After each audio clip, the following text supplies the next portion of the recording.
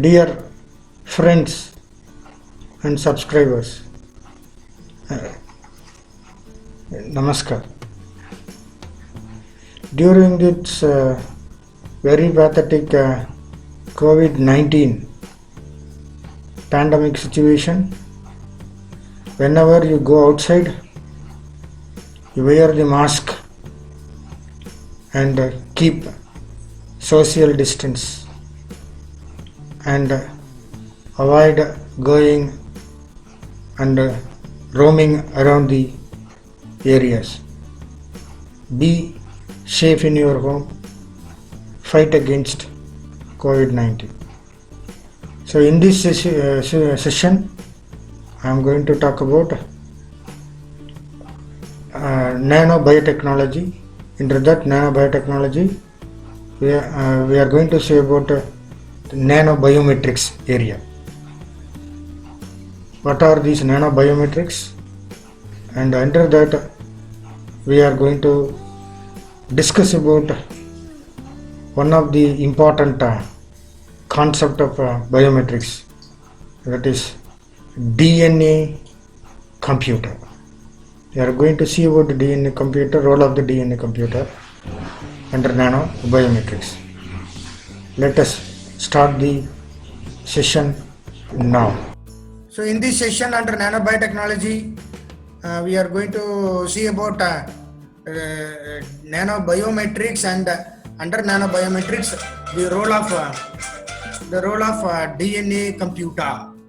What is this DNA computer? What is the role of this DNA computer? That is what we are going to see in this session. So what is this nanobiometrics? See that nanotechnology is making enormous breakthroughs using biology. So here you can see that the parts of the computer that can be replaced with the DNA. So that compose nature's nanomachines. The nature's nanomachines are lipids. Already we have seen lipids that do things, then proteins that will do things. Then the third one is DNA. Lipids, DNA and proteins. They are the small bits. They are going to do a lot of things, works in nanobiometrics. Then previously we have seen about biological computers. In that we have seen about the DNA computer, and in that the concept of biological computing or DNA computing, which uses a protein based 3D optimal memory based, that is a 3D optimal memory. It is based on bacteriorhodopsin, that is a pigment present in bacteria. So these biological materials are highly used in nanobiometrics. For example, DNA. It's a very important nanoparticle, DNA, that can be used as sensors in nanosensors and for making nano hinges, nano wires and nano glue. So sometimes skeptics may ask whether nanotechnology can ever be made to work, or whether it is even possible to build structures at the nanoscale level and that can perform complex tasks. That is, it can do some things. So the answer is, of course, it is possible with natural nanoparticles. So nature has already produced functional examples of virtually every nanotechnology device mentioned in nanotechnology. So the fact is, however, that we are only just able to understand the language of biology. So biology has got its own very depth language. So learning, recognizing and applying the lessons that biology can teach us is where things get interesting. So nanorobots, for example, nanorobots, they have existed in nature since the beginning of life, nanorobots. So they are called, what are these nanorobots? We are today talking about nanorobots artificially constructed. But in nature, nanorobots are already there. Who are all those nanorobots? They are called bacteria and viruses. See, coronavirus. COVID-19 pandemic situation. Coronavirus is a natural nanorobot. You see that this nanorobot is doing panic to the entire globe. So cells contain many sorts of nanomachines. So a lot of nanomachines are there inside the cell. In previous classes we have already seen them. So these nanomachines, including 12 nanometer diameter, they are present in cells. What are all those nanomachines? See that rotating motors, biometrics under that DNA computer. So in the background you can see that DNA computer circuit, okay, that is used in DNA computer. So what is this nanobiometrics? So that it is a area actually comes under nanotechnology. So nanotechnology is making enormous breakthroughs using the biology, the concepts of biology. So here you can find that the parts that compose nature's nanomachines. You see that in the nature, in the living cells, you are having nanomachines. Nanomachines are smaller in size. That is, they are having nano size. So these nanosite materials, living that is present in the biological system, that is in living system, they are doing a lot of work. They act as nanomachines. So they are nanomachines. They will do some work that comes under nanobiometrics. So what are all the nanomachines naturally available in the cells? Already we have seen in the previous classes lipids as building blocks, as they are building bricks. They are small molecules. See that they are acting as nanomachines. Then proteins, the protein bits that do things, that they are some of the proteins. They are acting as nanomachines. Then another one important one which is acting as a nanomachine is a DNA molecule. The DNA molecule which is used in DNA computer.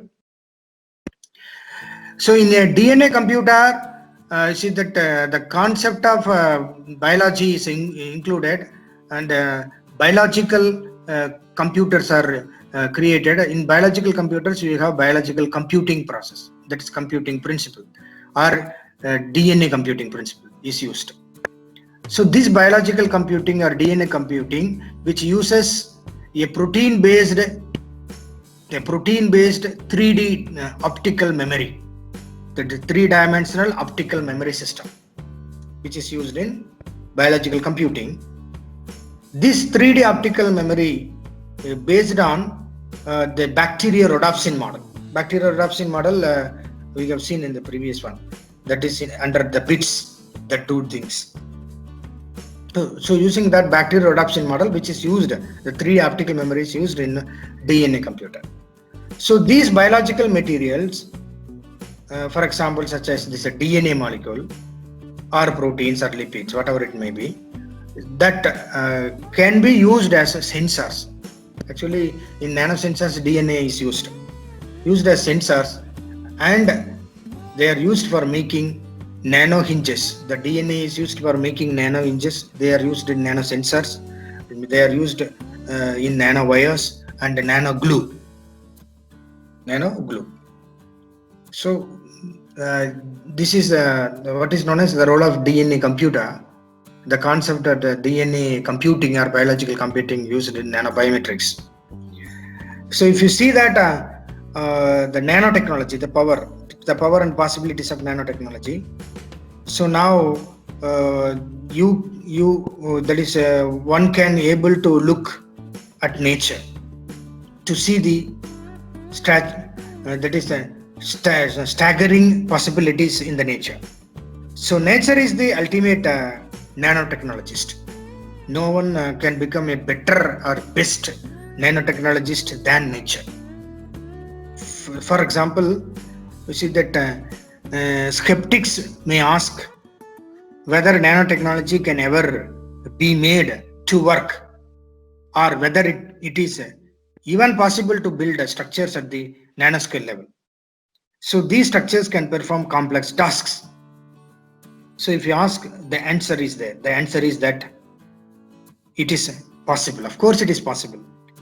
The nature has already produced functional examples of virtually every nanotechnology device developed under nanotechnology. So the fact is, however, that we are only just able to understand the language of biology. So biological things, the biology has got its own language. You can able to understand only that language. We cannot create. We can understand the language of biology by learning, recognizing and applying the lessons that biology can teach us. Okay, is where things get interesting. So biology is going to teach us everything. So because of that, we are going to know the facts. So where the things get interesting to learn. Then if you see a nanorobots nowadays, that and engineering, nanotechnology engineering, so that is producing nanorobots, the artificial nanorobots. So these nanorobots have existed in nature also. In nature, already nanorobots are there. Now they are not artificially produced nanorobots. So these nanorobots have existed in nature since the beginning of life. Who are all these nanorobots? Already there in the nature. They are called bacteria and viruses. So bacteria and viruses are actually small in size, nano size, micro size, and they are acting as robots, nanorobots. Viruses, for example, this coronavirus, COVID-19 virus. See that this virus is a nanorobot. It is acting as a nanorobot, and it is causing a global pandemic now.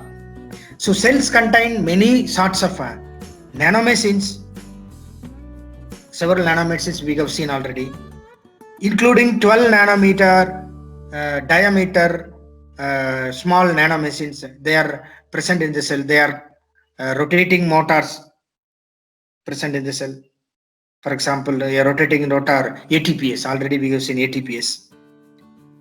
Then other nano machines are also there.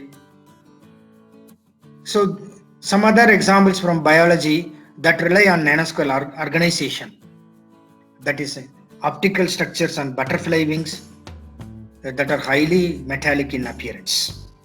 So these are all some of the nano machines already there in nature.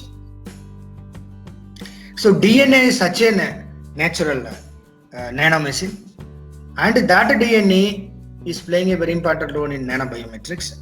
So that DNA which is used in DNA computing or biological computing, that is a DNA computer, that has got a very important role here in nanobiometrics.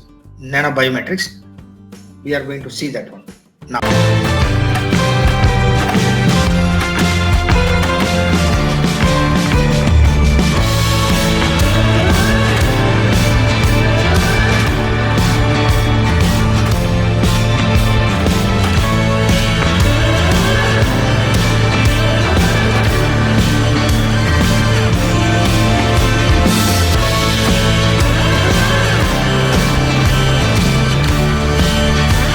Friends, whenever you are going outing, you wear the mask by covering the nose and the entire mouth area. Hope you have understood this nanobiometrics and the concepts under nanobiometrics and DNA computer, the role of the DNA computer under biometrics. So with that, I am going to stop this session. I'll be coming back to you the other session. Until then, it is bye from KNS Biochemistry. Thank you very much. Namaskar.